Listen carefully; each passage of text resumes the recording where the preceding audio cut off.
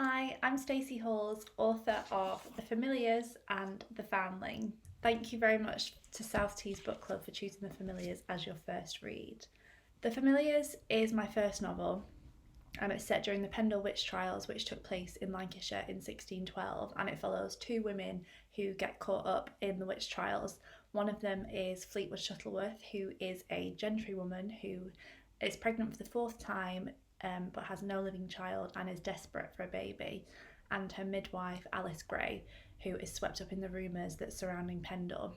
My inspiration for the novel came when I visited Gawthorpe Hall, which is a National Trust property in Padiham in Lancashire, and I grew up in Lancashire. I'd heard of the Pendle Witches, didn't know that much about them, but they're kind of deeply entrenched in the history and the culture of the area.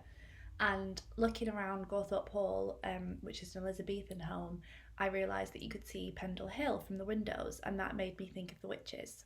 My research led me to the Shuttleworth family, who owned Gawthorpe for several centuries, and I found out about Fleetwood, who was the mistress in 1612. She was 17 years old when the trials took place, and I just had this idea of writing a story about someone accused of witchcraft who was swept up in the trials, told from the point of view of a woman who lived in this house, a young woman who was trying to save her friend.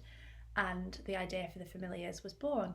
And very quickly, it became clear to me that this was a story about two women who were fighting to be heard and fighting for survival in a very dangerous and patriarchal time, when hundreds of people were being executed for witchcraft.